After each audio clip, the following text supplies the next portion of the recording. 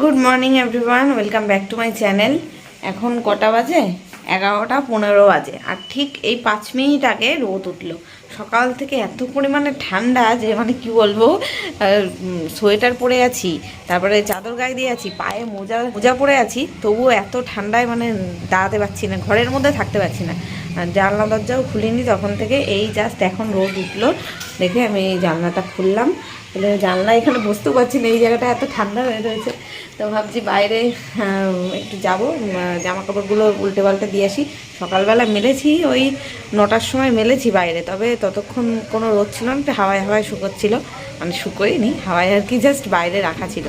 বাবাইকে সকালবেলা পড়াতে এসেছিলো স্যার, পড়িয়ে গেছে তখন 10:45। আজকে একটু দেরি মানে অবধি পড়িয়েছে, এসেছিলো দেরিতে, 7:30টায় আসে অন্যদিন, আজকে বোধহয় এসেছিলো প্রায় 8টা বাজতে 10 মিনিট আগে। কারণ সকালবেলা এত কুয়াশা ছিল, যখন 7:30টার সময় উঠলাম, মানে একবার উঠেছিলাম বাবাইকে পড়াতে আসবে সেই জন্য, তো তখন উঠে দেখলাম এত কুয়াশা, কিচ্ছু দেখা যাচ্ছিল না। মানে আমাদের এই জানলাটা বন্ধ করাই ছিল, জানলার বাইরে কি আছে সেটা দেখা যাচ্ছিল না, ওই জন্য স্যারেরও আসতে বোধহয় দেরি হয়েছিল। তারপরে পড়িয়ে টড়িয়ে গেল, তারপরে বাবাই বন্ধু যাচ্ছে দেখে ও দোকান থেকে ছেঁড়া পরোটা কিনতে গেছিলো, তো পাইনি বোধহয়, লুচি নিয়ে এসছে।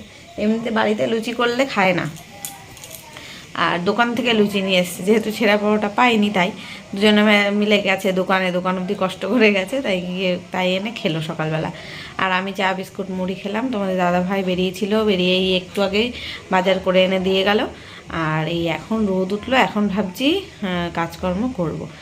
আর চাটা তো সকালে খাওয়া হয়ে গেছে, কিন্তু হাত পা পুরো ঠান্ডায় জমে গেছে, একদম আড়ষ্ট হয়ে যাচ্ছি, ঠান্ডা এত, নাক আমার হাত সব ঠান্ডা হয়ে রয়েছে। তো ভাবছি বাইরে কম্বলটা রোদে দিই, নইলে দুপুরবেলা ঘুমাতেই মানে শুতেই পারবো না, বিছানা একদম মনে হচ্ছে বিছানায় গিয়ে বরফ ঢেলে রেখেছে, এত ঠান্ডা। এই ঘরের খাটটা তো গরম হয়ে যায় রোদ আসে বলে, কিন্তু ওই ঘরে তো আমরা ঘুমাই দুপুরবেলা, রাত্রেবেলা ওই ঘরে ঘুমাই। বাবাই এই ঘরে টিভি দেখে। এখন বাবাই গেল ওর বাবার সাথে চুল কাটতে, আর বাজারে এনে দিয়ে গেছে, মাছ এনেছে। তো রান্নাবান্নার দিকে যাব, তার আগে ভাবছি বাইরে একটু যাই, একটু রোদে 10 মিনিট অন্তত দাঁড়িয়ে থাকি, তাহলে একটু গাটা গরম হয়ে যাবে, তারপরে এসে রান্নায় হাত দেবো। নইলে যেই তরকারি কাটতে যাবো, তারপরে মাছ এনেছে, মাছ ধুতে যাব, ওই যেই ঠান্ডা জলে হাত দেবো, আমার হাত একেবারে অবশ হয়ে যাবে।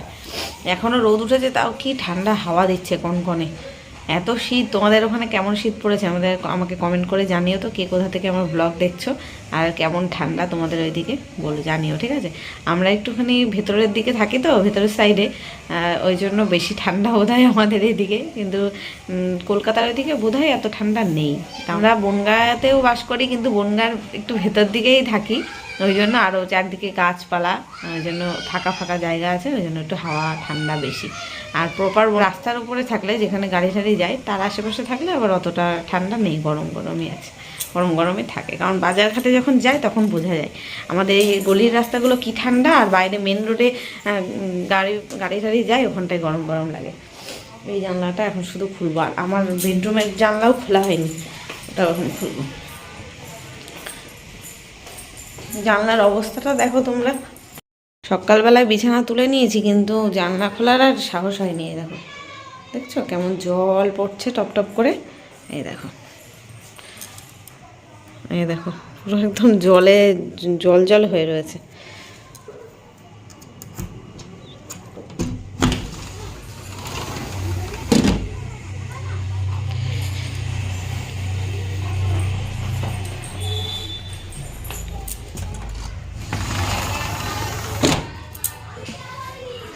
এতক্ষণ ধরে একটা চালা যায়নি রাস্তা দিয়ে ঠান্ডায়, এখন 11টা 20 সময়, এখন সব চালারা যাচ্ছে রাস্তা দিয়ে, দেখছি।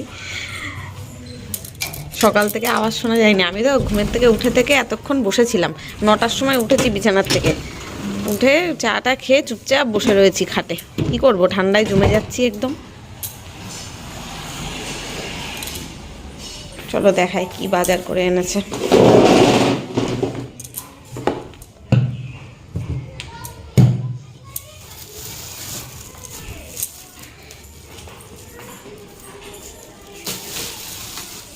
প্রত্যেক দিন পেঁয়াজ কলি আর আনতেই হবে, এই কালকেই না পরশু দিনই খেয়ে শেষ করলাম পেঁয়াজ কলি, আজকে আবার এনেছে। বলেছিলাম উচ্ছে আনতে, দেখি হ্যাঁ এনেছে উচ্ছে। আমার আবার পেটটা একটু খারাপ খারাপ মতন হচ্ছে, আসলে দেখবে শীতকালে পেট গরম হয়, কম্বলের মধ্যে থাকা হয় না, সারাদিন সোয়েটার পরা থাকে, কম্বলের মধ্যে থাকা হয়, ওই জন্য একটু পেটটা গরম হয়। উচ্ছে এনেছে, একটা কাঁচকলা আনতে বলেছিলাম, কাঁচকলা দিয়ে মাছের ঝোল করব। আর মাছ, ও এটা আবার ছোট চুনো মাছ নিয়ে এসছে, মায়া মাছ বোধহয়। আর এটা হচ্ছে জিওল মাছ। জিওল মাছ আমি বলেছিলাম আনতে। মাছগুলো ধুয়ে বেছে নিই। রান্নাঘরের এই জানলাটা খুলবো কি খুলবো না ভাবছি। খুললেই তো ঠান্ডা হাওয়া একদম, এখানে আমাকে দাঁড়াতে দেবে না।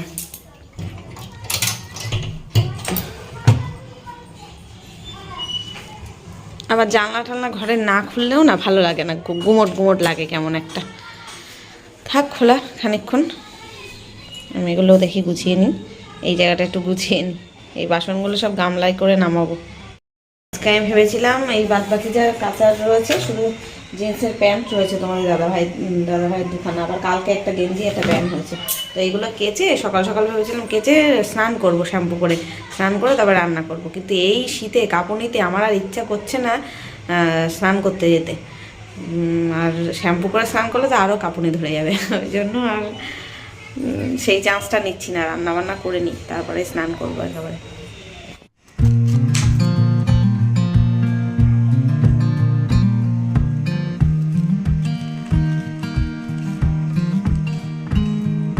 আজকে অনেক দিন পর বাড়িতে উচ্ছে এসেছে। আর শীতকালে খুব একটা উচ্ছে আনাই হয় না, মানে খাওয়াও হয় না। গরমকালে উচ্ছের শুক্তো বা উচ্ছের চচ্চড়ি খাওয়া হয়। তো আজকে ইচ্ছা আছে একটু উচ্ছে আলু ভাতে দেবো, ভাতে দিয়ে একটু সর্ষের তেল কাঁচা লঙ্কা দিয়ে মাখলে না দারুণ লাগে খেতে। তবে গরম ভাতে খেতে হবে আর গরম গরম খেতে হবে। তো এখন ভাত বসাবো না, সব রান্না টান্না হয়ে যাবে, লাস্টে একদম ভাত বসাবো। এই কদিন ধরে আমি তাই করি। যদি আবার সকালবেলা বাবায়ের ভাত খাওয়ার কথা থাকে তাহলে ভাতটা আগে আগে বসাই, কিন্তু তা খাবে না বাবাই। আজকে তো লুচি খেয়ে নিয়েছে, ওই জন্য আজকে ভাবছি ভাতটা একদম লাস্টে বসাবো। আর আমি তো সকালবেলা ভাত খুব একটা খাই না, তবে শীতকালে দেখছি খুব এক একদিন পর পরই ভাত খাওয়া হয়ে যাচ্ছে। গরম ভাত করা হলে তখন বাবাইকে হয়তো দিলাম, বাবাই কিছুটা নষ্ট করলো, ওই তখন হয়তো আমি তার মধ্যে একটু ভাত নিয়ে খেয়ে দিলাম, এই হয়। তাছাড়া আমি চেষ্টা করি ভাতটা না খাওয়ার, ছাতু টাতু চিড়ে টিড়ে এইসব খাওয়ার, কিংবা জলমুড়ি খাওয়ার, এটাই চেষ্টা করি। তো তরি তরকারিগুলো একেবারে কেটে নিচ্ছি, উচ্ছে আলুটাকে কেটে রেখেছি, আর কাঁচকলা আলু দিয়ে ওই জিওল মাছের ঝোলটা করব।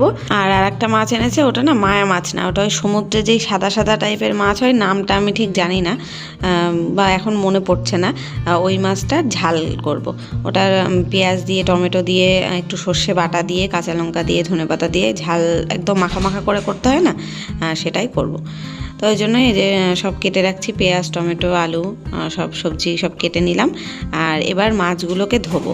জিওল মাছ ধুতে জানো তো অনেক সময় লাগে, ওর গায়ে কেমন একটা নাল নাল টাইপের ভাব থাকে আর কালো কালো থাকে না, সেগুলোকে কি করলাম আমি, এই দেখো এই বাসন মাজার যেই খোসাগুলো থাকে না, ওইগুলো দিয়েই ঘষেছি। এই সবুজ রঙের কি যেন বলে এটাকে, স্পার্কেল না, ওটা তো ডিশ ওয়াশের সাথে দেয়, স্কচ ব্রাইট বলে বোধহয়। তো সেটাকে দিয়েই এই মাছগুলোকে পুরো ঘষে ঘষে একদম ছাল চামড়া তুলে ফেললাম, তুলে একদম সাদা করে দিয়েছি। এখন ধুলাম ভালো করে। আগে ফার্স্টে লবণ মাখিয়ে রেখেছিলাম, একটু জ্যান্ত জ্যান্ত ছিল মাছগুলো, ওই জন্য খানিকক্ষণ লবণ মাখিয়ে ঢাকা দিয়ে রাখলাম, তারপরে মরে গেল মাছগুলো, তারপরে ঘষে ঘষে পরিষ্কার করেছি। আর এবার এই দুটো মাছই ধুয়ে টুয়ে নিলাম, সব সবজিগুলো ধুয়ে গুছিয়ে রাখলাম। আর মাছ ধোয়ার পরে না এই বেসিনটা না একদম কেমন আষ্টে গন্ধ বেরোতে থাকে, একটু আশাস হয়ে যায়। আর এই খোসাটা দিয়ে ওই মাছটাকে ডলেছি বলে খোসাটার গায়েও কেমন নাল নাল হয়ে গেছে, ওই জন্য একটু বেশি করে ভিম লিকুইড দিয়ে ওটাকে ভালো করে মেজে নিচ্ছি। সিংটাকেও মেজে নিচ্ছি আর খোসাটাকেও ভালো করে মেজে নিলাম, আমার হাতটাকেও ঘষে নিচ্ছি, হাতও কেমন গন্ধ গন্ধ হয়ে গেছে। আর নিজে হাতে এইসবগুলো করলে না রান্না করার পরে খেতে কেমন একটা লাগে, ওই জন্য। জিওল মাছ এমনি খেতে ভালো লাগে, তবে নিজে রান্না করে নিজে ওই খোসা টোসা ছাড়াই করি বলে কেমন একটা হয়।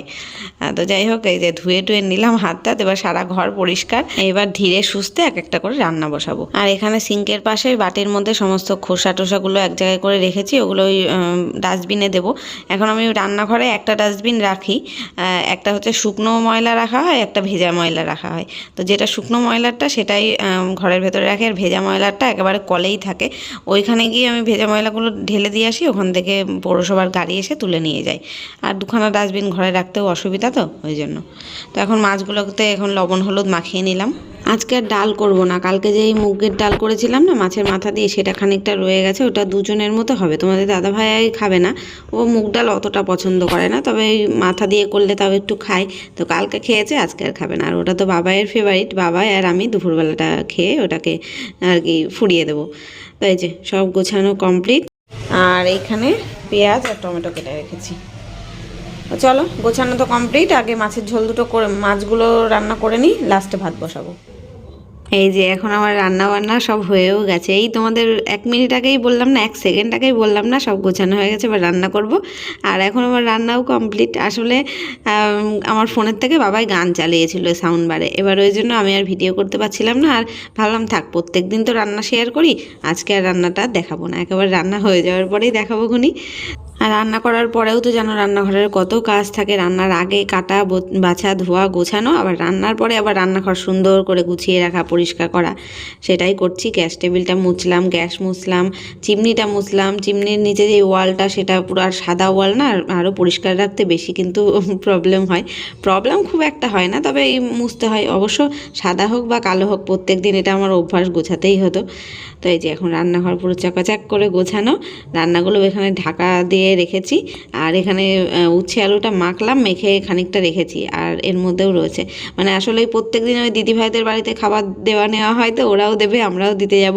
তাই জন্য আমি যা রান্না করি সব কিছু ওদের বাড়িতে দিই, ওরা যা রান্না করে সব আমাদের দেয়।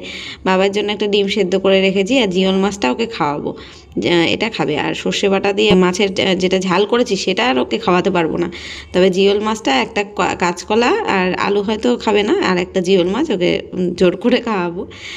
আর আজকে মাছের ঝালটা যা দারুণ হয়েছিল না, এই হচ্ছে ঝাল, একদম মাখা মাখা করে করেছি সর্ষে বাটা দিয়ে, এত সুন্দর হয়েছিল, ওই ঝাল দিয়েই 1 থালা ভাত খাওয়া হয়ে যাবে। আর এইটা ডাল, মুড়িঘণ্ট ডাল বললাম না, কালকের খানিকটা রয়েছে। আর এই পুঁই মুচুরি করেছিলাম কালকে, সেটাও একটুখানি রয়েছে। ওই দুপুরে আমরা ভাগে যোগে খেয়ে নেবো খুনি, আমি আর তোমাদের দাদাভাই।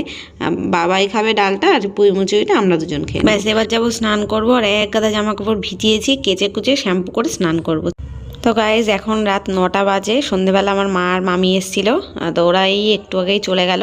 আর আজকে আমি জানো তো সব কাচাকুচি করে স্নান করে উঠেছি প্রায় 3:30টার সময়। বাবাই আর ওর বাবাকে খেতে দিয়ে দিয়েছিলাম, তারপরে আমি ধীরে সুস্থে স্নান টান মানে শ্যাম্পু ট্যাম্পু করে স্নান টান করে তারপর খেয়েছি। তো এখনও চুলটা মনে হচ্ছে ভেজা ভেজা। আর এখন কম্বলের তলায় ঢুকে বসে রয়েছি আমি আর বাবাই, আর বসে বসে টিভি দেখছি। আর ভিডিওটা আর কন্টিনিউ করবো না, কারণ এরপরে আর কোনো কাজ বাজ নেই। এখন রান্নাও করা আছে, খাবো দাবো, ঘুমাবো। তো চলো আজকের ভিডিওটা এখানেই শেষ করছি, দেখা হচ্ছে কালকে নতুন ভিডিওর সাথে। Tata, good night.